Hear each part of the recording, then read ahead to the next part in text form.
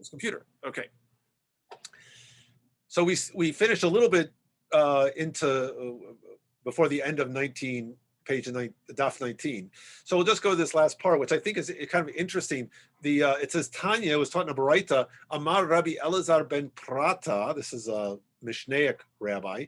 Miyom shecharav Beit HaMikdash, from the day that the Beit HaMikdash was destroyed, Naasu geshamim tzimukim le'olam. Now he translates this, from the day that the temple was destroyed, rain has been meager, which is kind of tzimukim. In modern Hebrew, tzimukim are raisins. So the idea is, it's dried up. But I also thought, but then the next statement kind of contradicts it. It says, but there are some years when the rain is abundant. Well, you just said it was meager. So the Art Scroll has rains have been tightened for the world.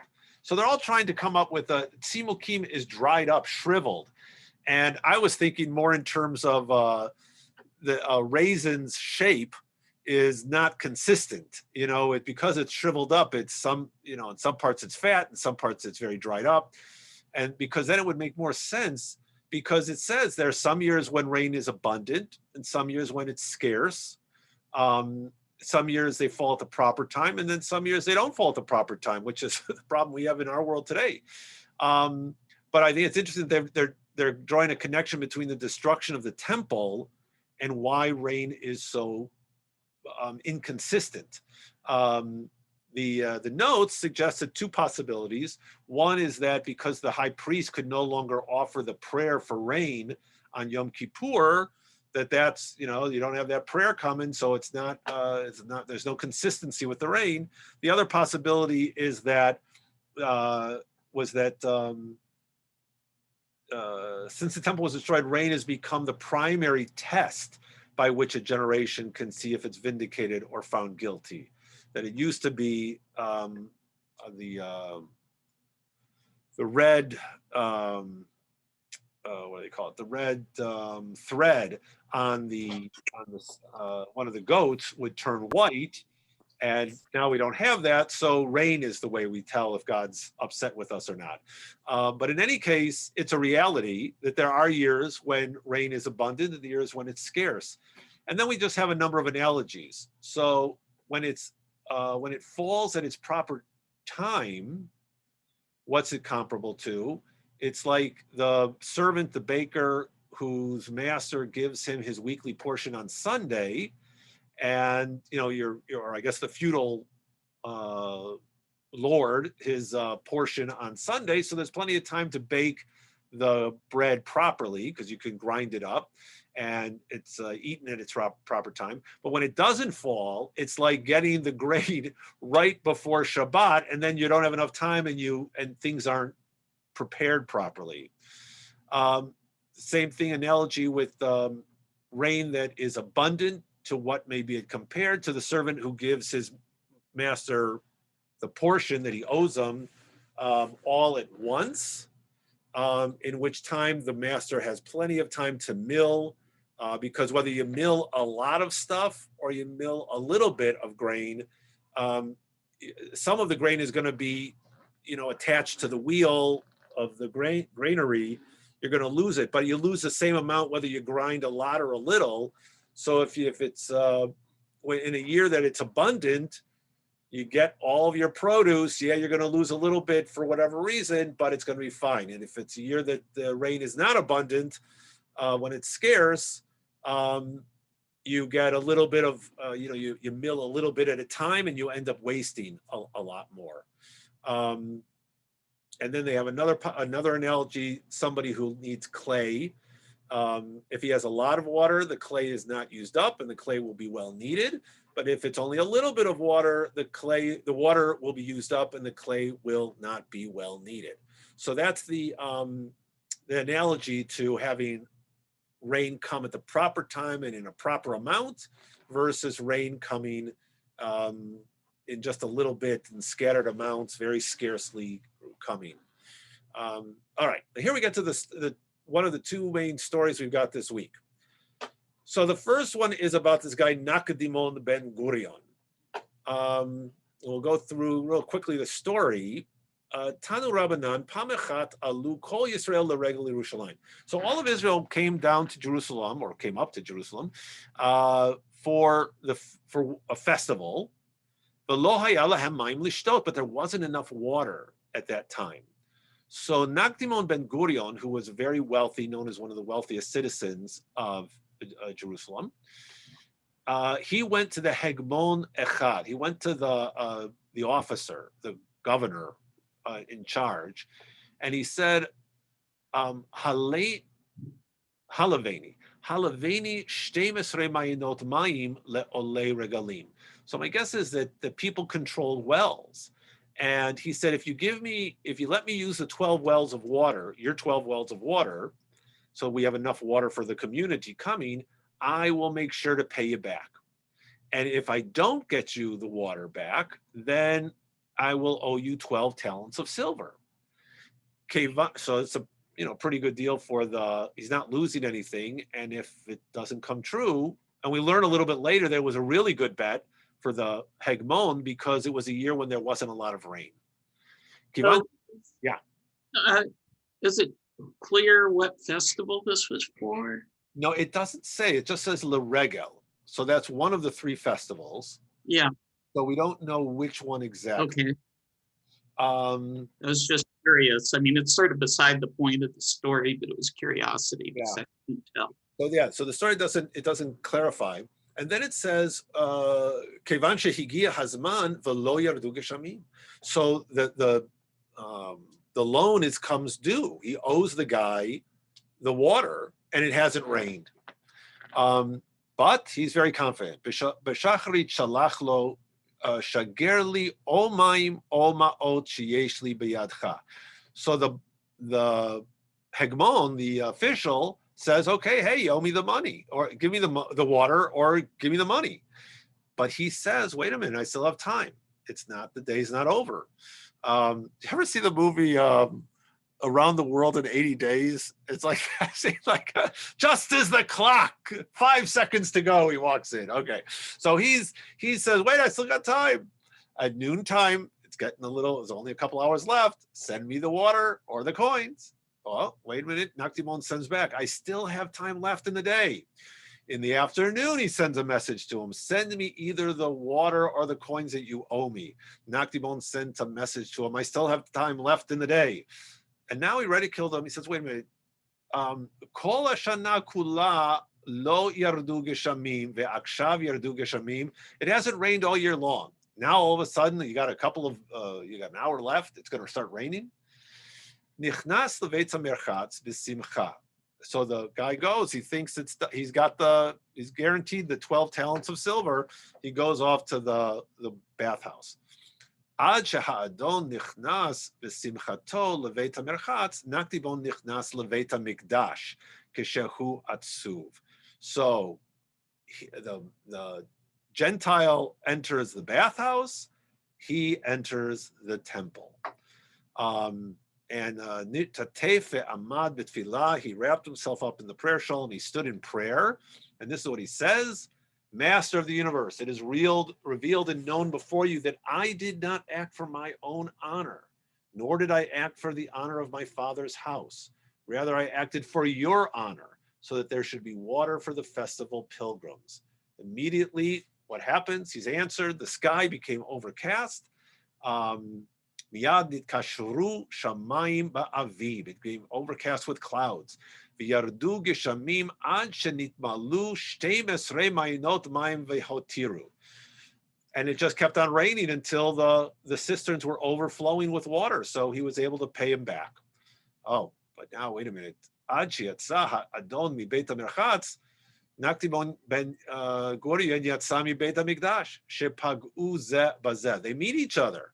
Right? The guy thinks he's got the 12 talents in his pocket, and he says, "Tainli de mea ma'im yoter sheyesh li biadcha." Give me the money you owe for the extra water you received. Oh no, I'm sorry. What Nakdimon said. I don't remember that he owed money. Okay, but anyway, because it was so much, there were more than enough water. Okay, so he's like, "Say you owe me now because I got you more water than you gave me." Amar lo, Yodea ani shelo hir'ish hakadosh baruch hu et olamo ela bishvilcha. He said, I know.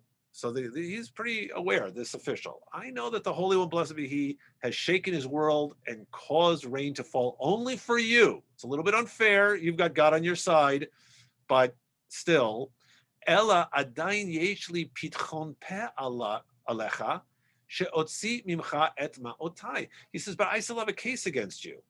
Shekvar shakach chama, because the sun went down. Yeah, the rain came. You're absolutely right, but the day was over. So you missed your deadline. Ukshamim birshuti yardu. And therefore the rain was just falling on my property. I mean, I don't owe you anything because it was just raining. But then Chazar, so Nachdimon goes back to the temple.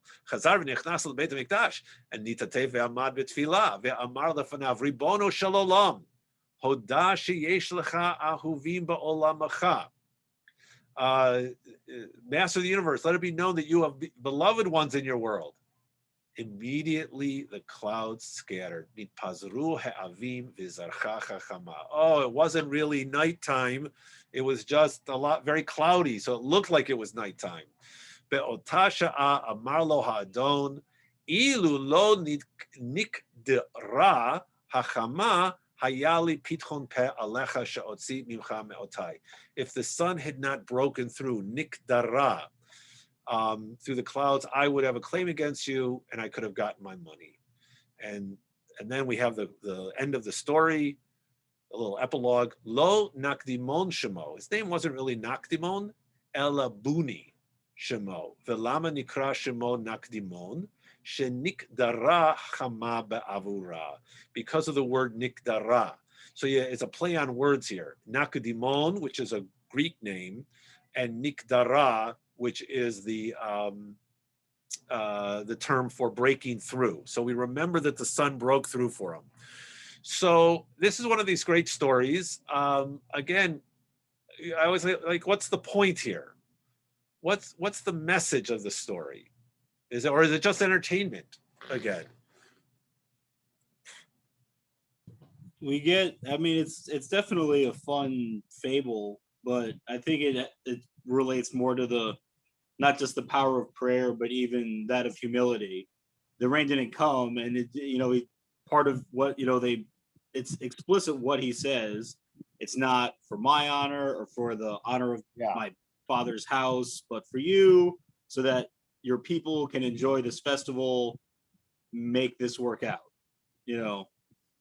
And then the second one, it's also not really because the epilogue is more about the name. It's not like he comes back and says, oh yeah, by the way, about those coins you owe me because it overflowed.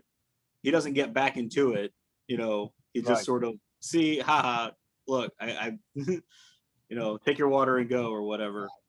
Or however it worked. I know that they had well ownership where, a community or a feudal lord of some kind would establish the well and restrict its access. So that's probably what the whole agreement was, is let us use it for this time and we pay you back. But I think that's what, it's very about, not just the power of prayer, but of humility, and not, because the ending to me was a big part of it, because he doesn't go back with the sun shining through and say, no, seriously, about that money you owe me. It just sort of, it just drops off there. Yeah. And that sort of thing. I think that's a great point about the humility, because we're going to see in this chapter, one of the underlying themes is humility versus arrogance.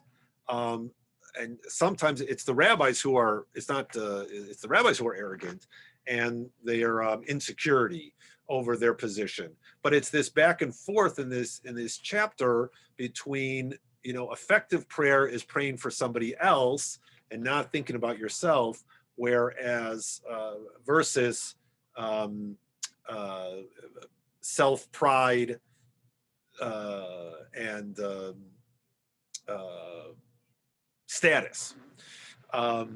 Also, I think it's important to note here, and also note in the story the difference between the Beit HaMerchatz versus the Beit HaMikdash, right? The Beit HaMerchatz is the public bath, versus, so Nakdimon spends his time in the Beit HaMikdash. And also just to note, again, these, we make it out as if in the ancient times, Jews were not assimilated into the general culture, and they were, only today do we have Scots and Marks and, Jewish people named like that. Well, you know what? He's named Nakdimon. That was his name. He went by this Greek name. Booty, I don't know if that's Hebrew or Aramaic, but that's his supposed name. But he went around as Nakdimon. He was a wealthy guy, and in the circles he traveled, he used the Greek name. So we see here examples of prominent Jews who do Jewish things like going and praying in the temple with Greek names. So there was some level of assimilation. You still have names like Nachmanides, which is a Greek form of the name, I believe. Well, Nachmanides is, you're right. I don't know if he's ever called Nachmanides in Hebrew. Yeah, that's a good question why we call Maimonides and Nachmanides. Those are obviously Maimonides. The patronymic has a Greek form. Right. In the Hebrew, they're always referred to as, by their acronym, Ramban. Yeah. But the street in Girona where Nachmanides was from, there's a street name for him, and I've forgotten what the name is, but it's something totally different that I hadn't known before we were there. So. Okay. All right. So here we go. Now this leads into another midrash, that there were three people for whom the sun. Oh, so here when I were looking at the story, it said that the clouds moved away and it was really daytime. But here, where we learn that in fact, or at least this version of the story, that in fact the sun held up in the sky longer than it was supposed to for this miracle to occur. And the three people, this happened 3 times in history. Moses, Joshua, and Nakdimon ben Gurion. Well, we just learned the story of Nakdimon ben Gurion. Joshua, we know the story from Joshua chapter 10, when they're in this battle and the sun stood still so they could defeat their enemies. But nobody knows, well, what about Moses? How do we get Moses? When in the Torah does the sun stand still for Moses? And then we have a couple of different proof texts. So Amar Rabbi Elazar, Atya Achel Achel. So there's 2 verses. This is the rabbinic principle of,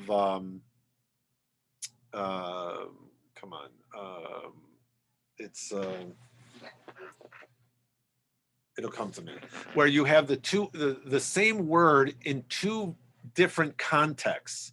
And because the word is the same, you combine the context, hekdesh. You bring the 2 together. Is it hekdesh? That's not it. Okay. This is Rabbi Elazar ben Azariah. This is Rabbi Elazar. I don't know if this is Rabbi Elazar ben Azariah. There were, a number of rabbis had the name Elazar, but I'm not sure which one this is.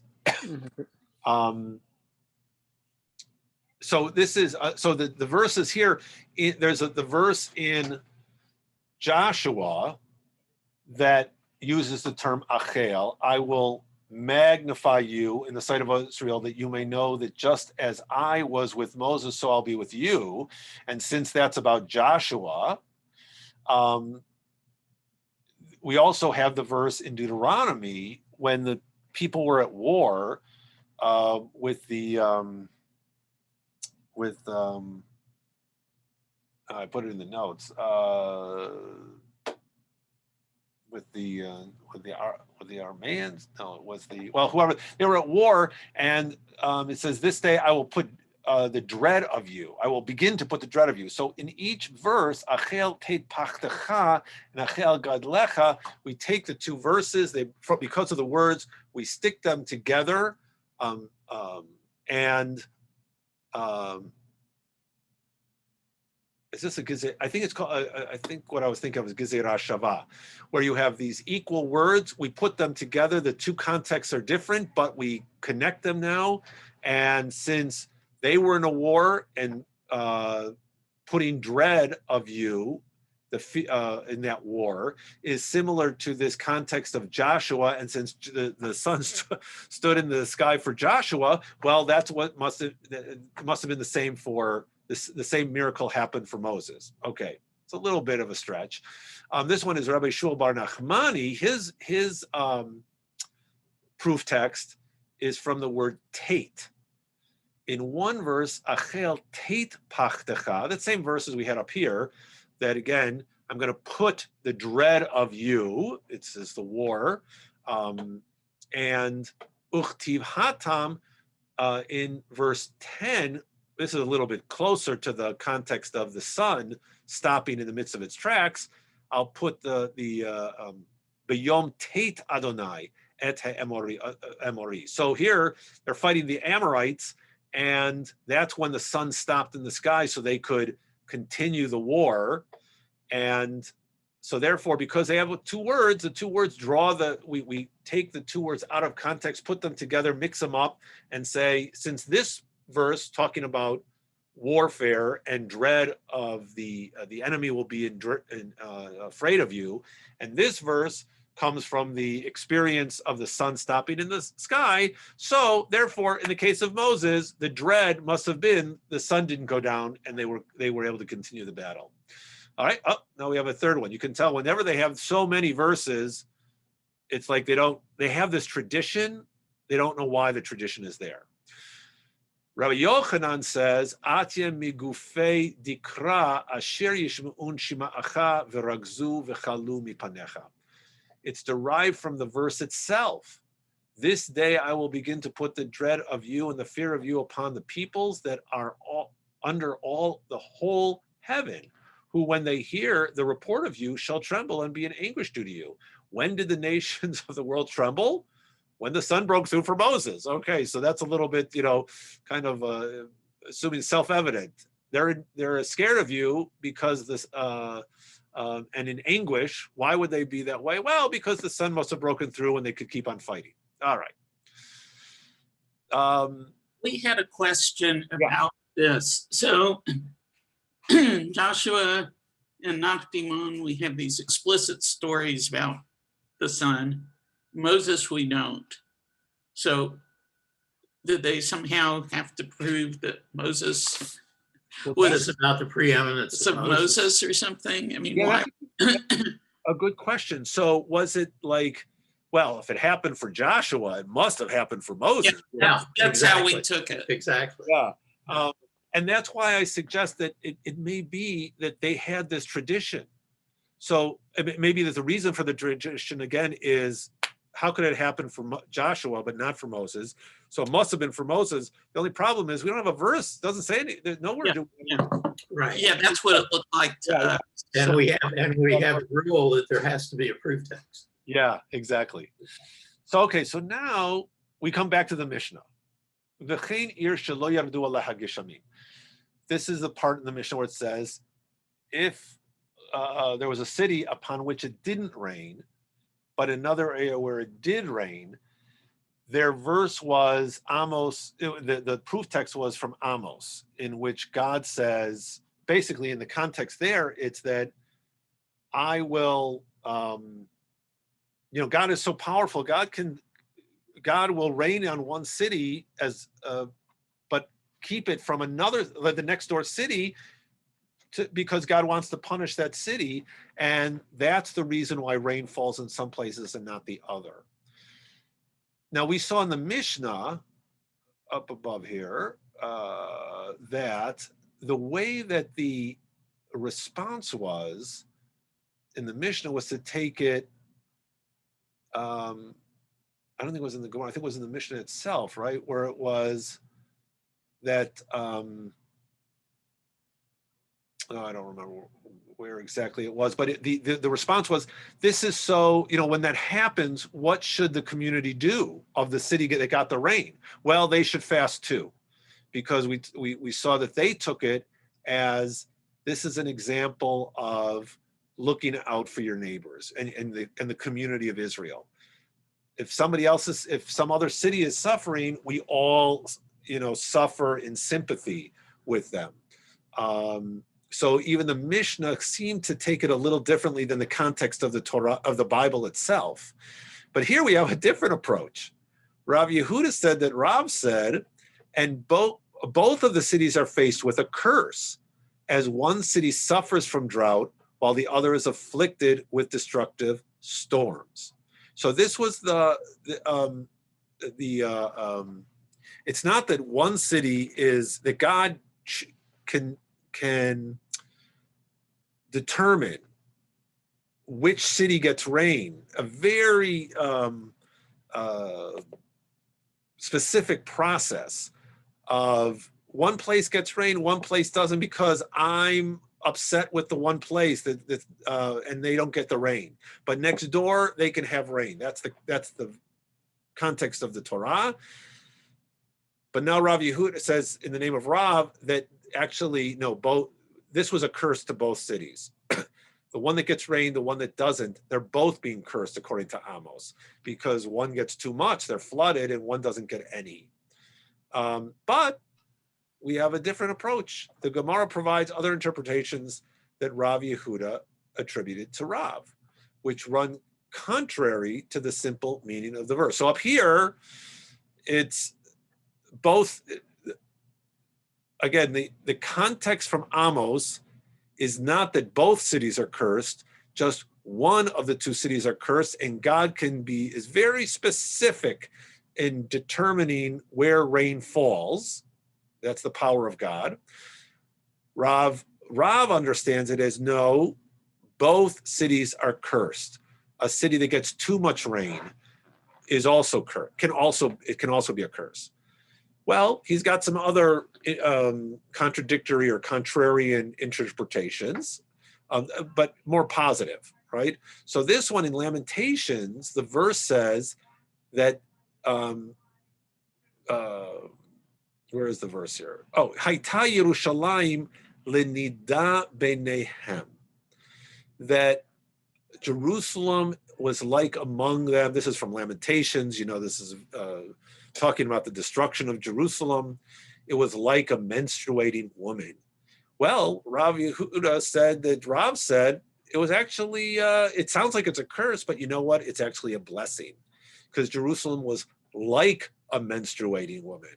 And just as a menstruating woman, the menstruation period goes away. It's not forever. Well, she's soon permitted to her husband. So too Jerusalem will be repaired, takana, from its destruction. It'll come back too. All right, here's another verse from Lamentations. Haita ki almana, how the city has become like a widow. All right, so Rav Yehuda said that's also can be read as not a curse, but as a blessing, because it says she's like an almana. She's not actually a widow. She's like a widow. Rather, Ella ki isha shehalach ba'ala lemidinat hayam. So her husband went away for a long time. You can imagine if you're traveling by sea, if you're a merchant and you're traveling by sea, you could be away for months. Vida'ato lachzor alecha, but she knows that he will return to her. And so we can either understand that is Jerusalem will return to glory, or that God will return to Jerusalem and will favor Israel again. Here's another one. Same manner of explanation is provided for this verse. V'gam ani natati etchem nivzim ushvalim. I've also made you contemptible and base. Shvalim is meaning, denigrated. Amar Rav Yehuda. This is for a bracha. So you thought it sounds pretty bad, but he says, no, this is actually a blessing. Delo mokme minan la Reshe Nahare Velo Giziri Pate. And again, the language here, what he told us the language, it's a Greek word, Aramaic word, or Iranian functionary. So he says this is actually a blessing because if it's a really lowly, unpleasant place, they're not going to appoint these officials, these Gentile officials over the city. River officials, they told us what that was. A river official, I thought they told you what it was. Okay, well, in any case, they were these functionaries. Oh, here it is, notes. It looks like it reads that we won't be appointed these miserable jobs or something. Some commentaries explain it that it was beneficial for the Jews not to be appointed custom officials or police officers. Yeah. They would undoubtedly stir up the anger and jealousy. So they weren't assigned to these tasks, right? So they wouldn't. Oh, good. Right. That's the reading. Where was it? Delo mokmei minan. Oh, yes. They don't appoint from us these roles, so we don't have to be in these unpleasant positions. Okay, the prophet. And then we get into the introduction to the next big story. So the prophet Achiah the Shilonite cursed Israel in the following terms. This is from Kings. Ka'asher yanud hakaneh b'mayim. The Lord will smite Israel as a reed is shaken in the water. Rav Yehuda said, in the name of Rav, once again, the same rabbi teaching in the name of the same rabbi. So there's a pattern here. This too is a blessing, as Rabbi Shmuel Nachmani said, that Rabbi Yochanan said. What's the meaning of that which is written? Faithful are the wounds of a friend, but the kisses of an enemy are deceitful. Right? That's from Proverbs. Well, the curse with which Achiah the Shilonite cursed the Jewish people is better, more, here he translates more effective, but it's better than the blessing with which Bilam the wicked blessed them. What does he mean? So he said, be like a reed. V'yika et Yisrael kasher yanud hakaneh, the reed. Ma kaneh zeh, what's a kaneh like? Omeid bimkom mayim, it stands in the water. V'gizo machalif, and it bends, right? The whole plant bends. V'shorashav mirubin, it has lots of roots in that water. V'afilu kol haruchot sheba'olam ba'ot v'noshavot bo, all of the winds in the entire world can blow against it. Ein mizizototo mimkomo, it doesn't move from its place.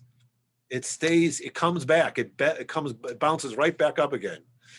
Ela holech uva imahen. Damamu haruchot amad hakaneh bimkomo. The winds eventually stop and the reed is able to return to its position. But Bil'am, Harasha, the evil Bil'am, when he blessed the Jewish people, how did he bless them? Ki arazim, you should be like a cedar. Ka arazim alei mayim. It sounded at the time like a beautiful blessing. That the Jewish people are like cedars beside the waters. But they say, you know what? It's not such a nice blessing, because ma erez, what's a cedar? Eino omeid bimkom mayim. It doesn't stand in water. Ve'ein gizo machalif. It's not bendable. It's not flexible. Ve'ein shorashav murubim. It doesn't have a lot of roots. I don't know if that's true or not. Afilu kol haruchot sheba'olam noshvot bo. All the winds blow against it. Ein mizimot oto mimkomo. It won't move from its place. Kevan shenashva bo ruach dromi. Oh, it's most winds blow against it. It doesn't move.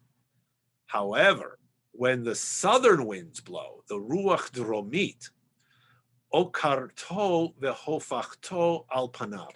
So obviously southern winds are much stronger. And I think you had a note about that. Cedar. Most winds in Eretz Yisrael come from the west or the north. The cedar roots protect it from the winds coming from these directions. but a storm that comes from the south, which can occur on occasion, can uproot the tree. So, and turn it on its face. And not only that, but the reed, but another benefit of the reed is it becomes a quill, which is used to write the Torah scroll, the prophets, and the writings.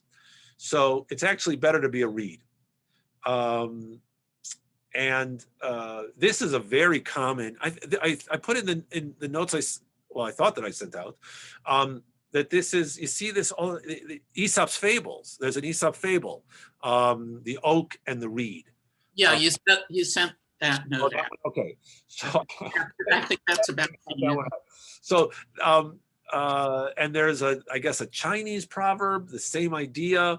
So this is very common, that it's better to be flexible and roll with the punches than to be stubborn and stand in place because you can be knocked down. That sounds like trying to build tall buildings to withstand earthquake. Right. Station sway. And, Right. Oh, right. Exactly. no, I mean, Yeah. if you look, that's- the tall buildings in San Francisco did extremely well in the 1989 quake. Oh, okay. I think For the ones that have been built most recently, decorative things on the front fell, but the buildings themselves. the buildings were built to sway a But- certain way and also to sort of sit on springs so that Oh, interesting. But for years and years, you couldn't build tall. It was illegal to build tall buildings. In San Francisco, it's like so they look. I'm glad to know the architect studied Talmud. That's very good. All right. So here, I'm not sure about that. I but- think this great story, which is just so rich. So Tanu Rabbanan, which of course the core of this, the ending of the story, the epilogue is that verse about be like a reed and not a cedar. Tanu Rabbanan, le'olam yehei adam rach kekaneh ve'al yehei kasher ke'erez. The person should always be soft like a reed, and he should not be stiff like a cedar. So here's the incident. Maaseh sheba Rabbi Elazar bar Rabbi Shimon mimigdal Gedor mi Beit Rabbo. He was coming from his rabbi's house from Migdal Gedor. Okay, I don't know what. So that's interesting. Why do we have to know that? But in any case, he's coming from there. Vehaya rachuv al chamor. He's riding on his donkey. Umitayel al sfat nahar, and he was traveling along the bank of the river. V'sameach simcha gedolah, and he was very happy. V'haita da'ato gasa alav, he was swollen with pride. He's very happy. Nei shalamad Torah harbe. He's filled with pride because he knows himself that he's so learned in Torah. What happens? Nizdamein lo adam echad shehaya mechoar biyoter. He meets this very ugly person. Now the text is telling us that the guy's ugly. Amar lo, but the guy says to him, Shalom alecha Rabbi. Now somehow he knew that this maybe the way he was dressed, he knew that he was a rabbi. But Rabbi Elazar did not respond to him. Amar lo, Reka kama mechoar oto ha'ish. Worthless one, how ugly you are. Shema kol b'nei ircha mechoarin kimotcha. Is everybody in your town as ugly as you? Now let's just stop there. Why? Why do we have this story in which this rabbi, who insults people like this? You're walking along, you're like, hey, you are so ugly. What's going on here?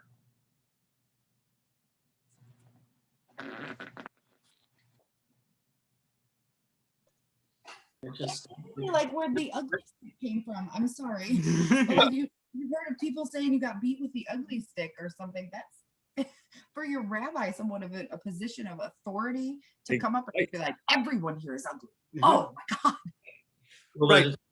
that it's a rabbi is sort of an emphatic form here. Yes. But these kinds of insults do occur. Oh, absolutely. And not only that, but I think it's very significant that the previous note just told us that he's walking around his head is in the clouds at this time. He's so proud of himself. He knows so much Torah. What good is that Torah if this is the result, right? Yeah. So There's you had said, I just thought about this when you said it doesn't allude to how he knows he's a rabbi. Maybe it's because of how he's dressed. And there's an attitude of this holier than thou sort of thing. yeah, One of my favorite movies as a kid was The Frisco Kid with Gene Wilder and Harrison Ford. Lori just got it for me so I could rewatch it not that long ago. And it was a part that I had completely forgotten about, but it's one of my favorite parts of the whole movie. It's right after he gets abandoned yeah, and he's wandering around and he sees Amish people off in the distance and he mistakes them for other rabbis because they're dressed it's the same book. They're dressed the same way. And he runs up to them speaking Yiddish, right. but they're speaking Pennsylvania Dutch. So they have no, they're like German, like they have no idea who they are, but they, and it's greeted with a lot of empathy because he's so distraught and he's asking for help. And here's somebody, oh, I know who you are. But he's not empathetic to this person out of appearance. So Right. That's great. Right. He knows who the rabbi is. The rabbi doesn't seem to understand who he is. Right. That's not how that's not how a person who's filled with Torah should speak. So immediately, though, the guy has a great rebuttal. He says, Eini yodea, ela lech ve'amor le'uman she'asa'ani, kama mechomar kli zeh she'asita. He says, I don't know who, he says, is everybody in your city as ugly as you? I don't know. But you should go and ask the craftsman who made me, how ugly is the vessel you made? Right? The common person knows more, has a greater understanding of God, which is what the whole point of Torah is, than this great rabbi who's so proud of his Torah learning. Oh, all of a sudden it's like it slaps him in the face. And now Rabbi Elazar realized his sin and that he had insulted the man merely on account of his appearance. He descended from his donkey and prostrated himself before him, and he said to the man, I have sinned against you, forgive me. The man said to him, I will not forgive you until you go to the craftsman who made me and say, how ugly is the vessel you made. So the individual is a little bit, I'm not going to accept your apologies. Now, I just have to point out here, this is so great, how uncomfortable traditional sources are with what we're reading as the rabbi's own ability to self-critique. The rabbis are very open to criticizing themselves and the fact that a lot of Torah knowledge doesn't make one better than the next person. There's plenty of stories where, of course, Torah knowledge does make a difference, but there's also the opposite side. And I did this in talking about social criticism in Jewish texts. The rabbis often criticize themselves, but the later generations are uncomfortable. So here's a note that says, some commentaries explain that Rabbi Elazar was reacting to the boorishness and moral corruption he thought were expressed in the man's face. When the man responded with his wise retort, Rabbi Elazar realized he had been mistaken, that the man's ugliness was merely physical, and he immediately expressed his regret for having humiliated him. And the art scroll goes even farther, justifying why Rabbi Elazar should say such things about the guy, because the guy was dressed or, came across in a very poor way. Later generations have a much harder time criticizing our spiritual ancestors, but I don't think our spiritual ancestors had such a hard time. They recognized, and here the person who's been insulted has a very hard time forgiving him because it really hurt. It was just totally uncalled for. Well, the Rabbi Elazar realizes his mistake. He's desperate. He totally obeisant to the individual, and he follows him home. Yatsu b'nei iro likrato v'hayu omrim lo shalom alecha Rabbi, Rabbi mori mori. Okay, the people of his city, and I guess the man was going to the same city as Rabbi Elazar. The people of his city came out to greet him, saying, "Greetings to you, our my rabbi, my master, my master." And the man said to him, "Lemia tem korin Rabbi Rabbi." Now, a minute ago, he knew who. He referred to him as Rabbi. So I think what this is like, you think this guy is a rabbi, is a rabbi? You know what he just did? That I think it's that kind of a ironic response. And he says, Amrulo, this guy who's following you behind you, he's a rabbi. Amar lahem imzer Rabbi al yirbu kemoto Yisrael. If this guy's a rabbi, may there not be many more like him. So then well, why? What happened? What are you talking about? And then he tells them the whole story. And the response of the community is also interesting. Afal pichein micholo she'adam gadol b'torahu. So their response is, even so, you should forgive him because he's a man very learned in Torah. I think that's a very interesting response because I think that many people and the rabbis are and the authors of this story are picking up on this. I don't know if they're saying like this is really what they agree with or this is reality. That when we live in a hierarchical society, even the people on the top of the hierarchy, the people who are used to paying obeisance to them, even if they act badly, there's a sense of, don't upset the apple cart. You should still respond to him properly. Always be respectful. I mean, we even have that, to some extent there with teachers and our kids in school, even if the teacher treated you badly, you know what, you should still be respectful. You still have to, be nice to the teacher. And I think that in a society where especially a very hierarchical one, there's a automatic response, no matter how terrible they may have acted, they still, because of their position, in this case, knowledge of Torah, are owed respect. I think from our perspective, we might disagree. And I don't even know if the author of the story agrees, because at the end, the rabbi still changes. But I don't know if anybody else had any thoughts about that. I just thought it was very interesting that the community is like pushing the guy, hey, just forgive him.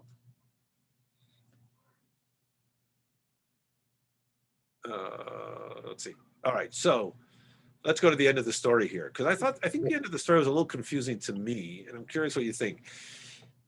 So Amar lahem, so he says, okay, bishvilchem hareini mochelo. For your sakes, I'll forgive him.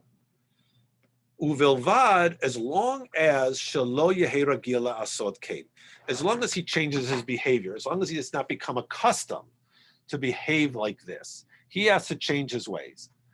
At that point, Rabbi Elazar, Rabbi Shimon Darash. So this is Rabbi Elazar ben Rabbi Shimon, not Rabbi Elazar ben Azariah. He went to go teach, and when he went to go teach, he said, "Leolam yehei adam rach kekaneh ve'al yedei kasher ke'erez."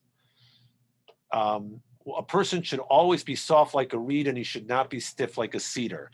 Now, Steinsaltz's explanation is stiff in the sense of proud, and that makes sense to me,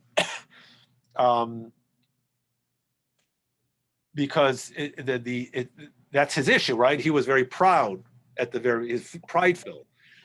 But when I read it without Steinsaltz's explanation, you should always be soft like a reed, but don't be hard like a cedar. I thought, was he talking about the guy who forgave him? That's what I got out of it, was that the rabbi is not like the subject. It's more the guy who was very not, he wasn't going to forgive him, not until you do this action will I forgive you. And then he has to get talked out of it, and then okay, fine. For everybody else, I'll forgive him as long as he, we see an active change of behavior. Yeah. And so it's more about I feel bad calling him ugly. Like, he's been called ugly enough, but it's more about this guy, and the rabbi just happens to be the rabbi's the antagonist. Uh-huh. And it's this person who goes through the change and becomes flexible later, and sort of, well, I still don't want to forgive him, and he sort of kept that aspect of it. And that's sort of greater, and the Jewish people should be the same thing. You can keep your intentions as long as you make them malleable to situations and the environment around you. Okay, good. Yeah, I too. And that troubled me, because if that's the message of the story, I mean, there is a message there that you should always be willing to forgive if the other person really feels bad, and that's one lesson. But it didn't really fit with the first part of the story. So, but of course, all great literature has multiple readings. So I'm grateful for Steinsaltz's explanation, because that way you have both. Both versions. Yeah, on the one hand, yeah, you should be willing to forgive if the person who wronged you is totally sincere. On the other hand, and Rabbi Elazar is grateful for that, because he felt horrible and he didn't want that sin upon himself. So he's grateful for the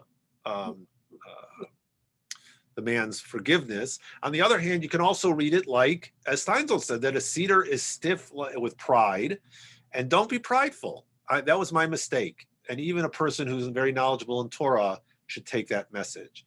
So, they both kind of work there. Okay. Yeah, before we go on, Yeah.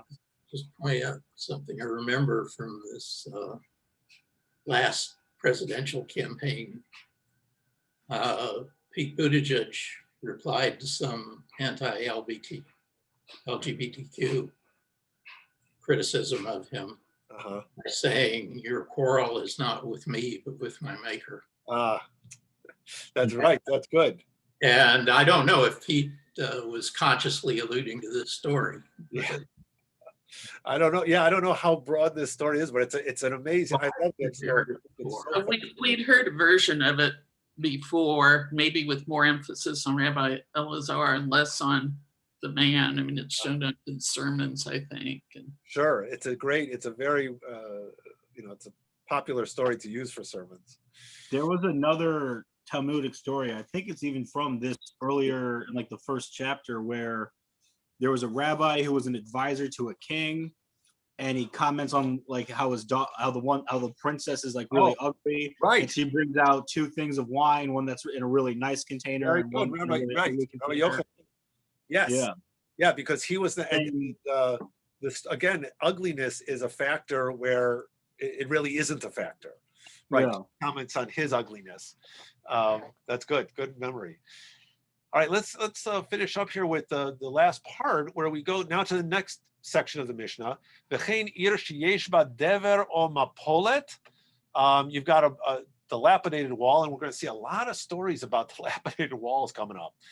So, Tanu Rabbanan, mapolet she'amru bri'ot v'lo re'uot she'inan re'uot lipol v'lo re'uot lipol. Okay.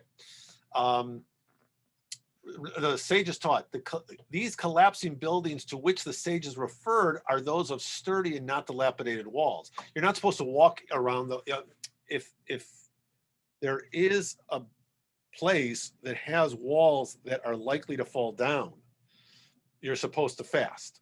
And then Rabbi Akiva said, well, no, you sound the alarm, you don't have to fast. And they say, well, what we're talking about is actually buildings that are sturdy, or I guess in the sense they don't look like they're going to fall down. They're not ruins. They have walls that are not ready to fall down, and not those that are ready to. They have walls that are not ready to fall, and not those that are ready to fall. So that we're talking about buildings that look like they should be fine, and then they start to, maybe it's because of a earthquake or something. So then they ask the question, they want definition. What are briot and what are shenan re'uyot? They're kind of the same. It's kind of the same description or similar descriptions. What's the difference? So what are sound walls? What are walls that are not ready to fall? What are dilapidated walls? What are walls that are ready to fall? The elements in each pair of walls are apparently the same, and the baraita seems to be repetitive. So the answer is no. It's necessary to specify that in the case of walls that fell due to their height, that is, they were sound, but also ready to fall due to their excessive height. Alternatively, it could be that they're referring to walls that were positioned on a riverbank and are likely to fall despite the fact that they are not dilapidated. Well, I guess I didn't send the notes out, but I think I used the example of Barbara Streisand's house, which I guess was ready to fall into the ocean or something like that.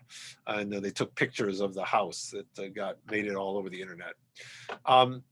Okay, so here we go. The Gemara relates. This is like that dilapidated wall, which was in Nehar Da'ah, which is one of the great cities in Babylonia where the academies were. The lo hava chalef Rav u'Shmuel tuta. They wouldn't walk. Rav and Shmuel, the great contemporary rabbis, they would never pass under it, even though it stood in place for 13 years. But they were always nervous that sometimes that it might fall. One day they were with this guy, Rav Ada bar Ahava. And this time as they passed the wall, Shmuel said to Rav, "Come, master, let us circumvent the wall so that we don't stand beneath it." But Rav said, "La tzricha idana." No, it's okay this time. The Ika Rav Ada bar Ahava behadein de nafish zechutei. He has so much great merit, don't have to worry. He's not going to fall out on his head. I'm not afraid it's going to collapse. So in that case, he felt safe. Now we have another great story with Rav Huna and Rav Ada bar Ahava. Rav Huna havale hahu chamra b'hahu beta re'iyah. Now, in this case, he had a dilapidated house, Rav Huna, and he had a bunch of wine in the house. He wanted to move it, but he was afraid if he went in, the building would collapse. So what did he do? Very smart. He brought Rav Ada bar Ahava to there, and he dragged out a discussion with him concerning a matter of halakha until he removed all the wine. Smart guy. This was his protection. Argish Rav Ada bar Ahava ikpad, but was soon. And then the building falls down as soon as they got all the wine out. Rav Ada bar Ahava realized what had happened, and he was very upset. Right? You took advantage of me, of my merit. I don't appreciate that. Savar la kahade amar Rabbi Yanai leolam al ya'amod adam b'mkom sakana. Because there's a principle that you should never stand in a place of danger and say, "Oh, well, a miracle will be performed for me." So that's the first reason. No, never assume that a miracle will be performed for you, even if you have a lot of merit, and the building shouldn't fall down if you have a merit, because a miracle may not be performed for him. And if you say that a miracle will be performed for him, well, that's no good either, because you'll be deducted from your merits. It's like, they're looking, this approach with good and evil in the world is, you build up your merit side, but every time you take advantage of that merit by having in this case, a building won't fall down on your head, you're deducted. So you have less merit when you get to the next world. As it is written, I have become small from all the mercies and all the truth that you showed your servant. The more benevolence one receives from God, the more one's merit is reduced. So now, wait a minute, who is this guy Rav Ada bar Ahava, and what's so exceptional about him? Why did he have so much merit? So we have a whole list here. Sha'alu talmidav lo Rav Ada bar Ahava b'meh he'arachta yamim. Now it's a little bit different here. They say, here they're making an assumption that long life is comparable to great merit. But that's what they ask him. To what do you attribute your longevity? And he said to them, so here's the list. I never became angry with my household. I never walked before someone greater than myself, going back to this whole notion of hierarchy. I did not think about matters of Torah in filthy alleyways.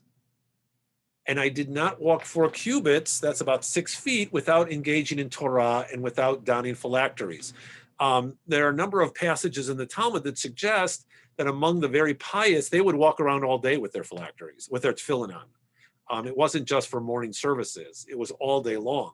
But because people are, not at the merit of Rabbi Ada bar Ahava and have all types of thoughts during the day that aren't related to Torah or holy thoughts, we really just limit our time with tefillin on. And I would not fall asleep in the study hall, neither a deep sleep or even a brief nap. And I would not rejoice in the mishap of my colleagues, and I would not call my colleagues by his nickname. And some say I would not call my colleague by a derogatory family name. It's a how do you read this word? Hachinato or chanichato.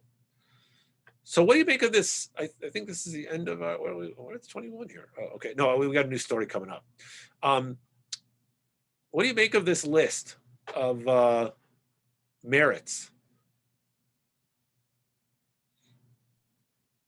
A lot of piety Yeah. there. The last one about the family name or even the nickname sort of thing.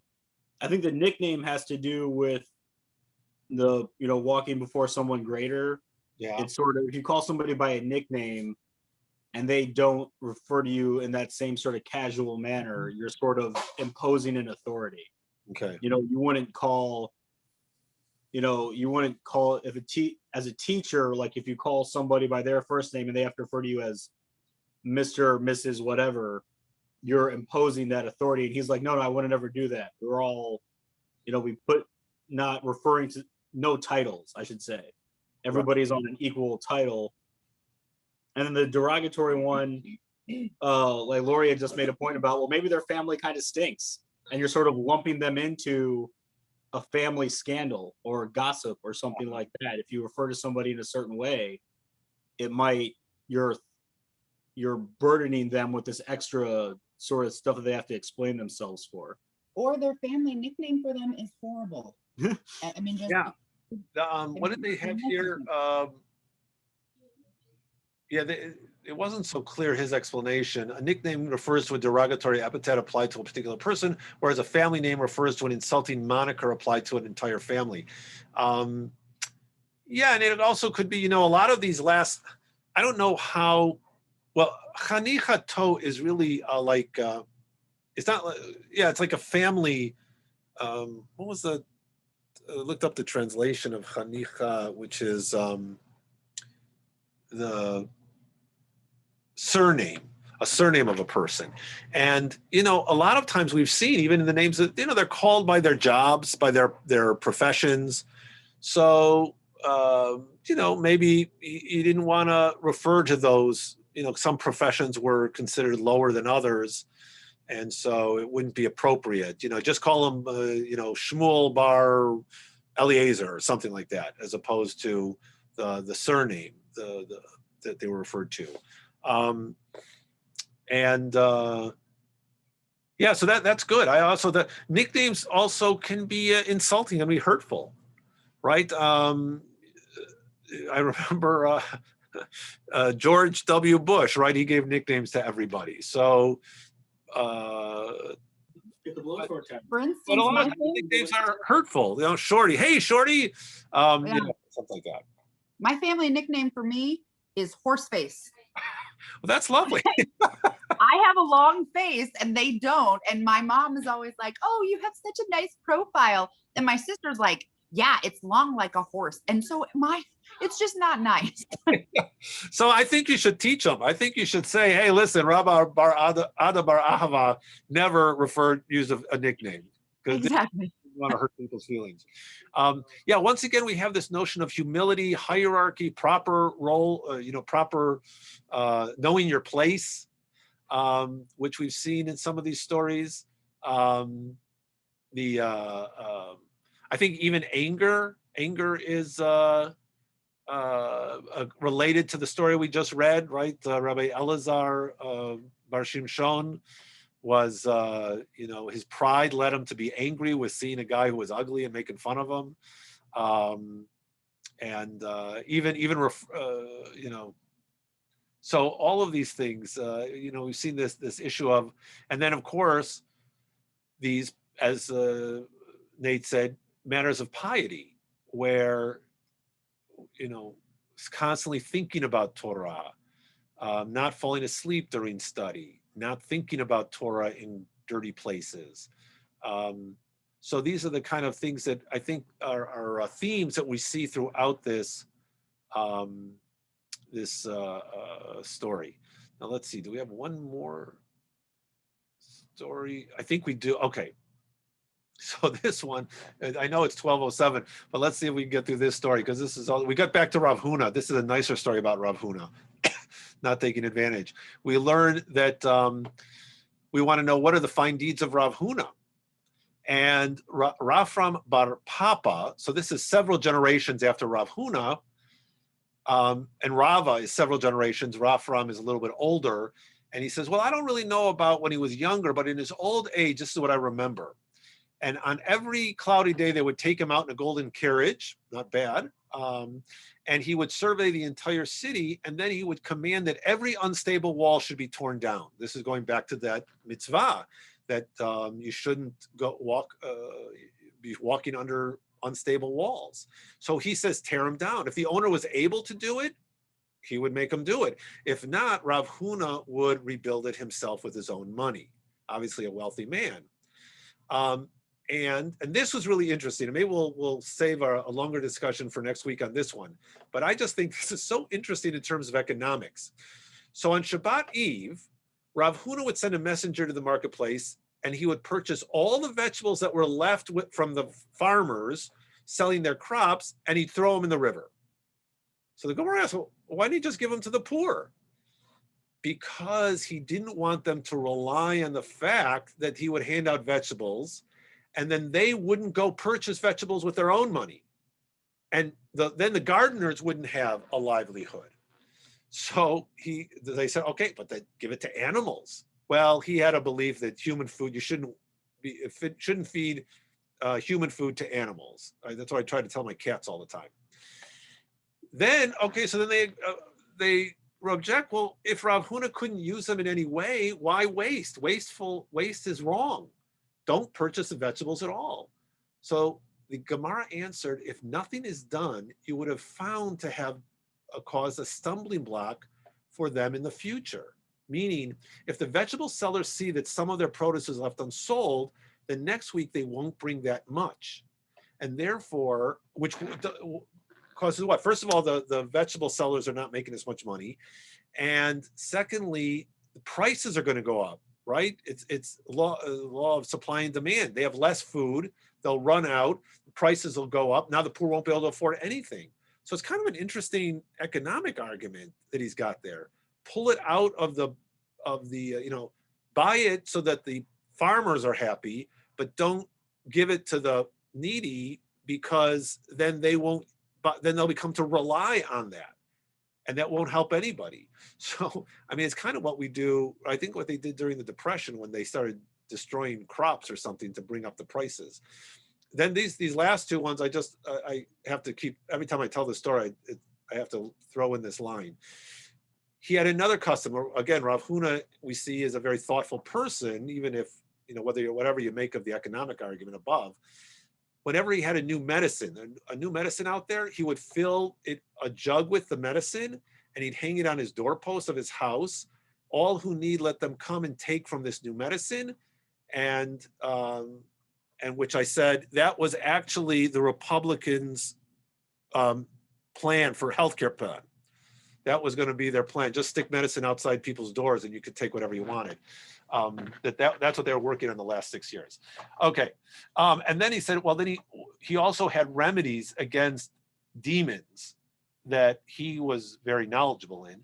And what he would do is he would place a water jug and hang it by the door, saying, anyone who needs, let them come to the house and wash his hands so that he will not be in danger. So washing your hands for protection. It's not just us in the age of COVID, or the flu. he kept the demons away, and he would make sure that people had water to wash their hands. And finally, this line here, which we got from Pesach, which we have on Pesach, I mean, it's been transported to the Haggadah. When he would have bread, he would open the doors to his house saying, whoever needs, let them come and eat. Kol man ditzrich leitev lechul.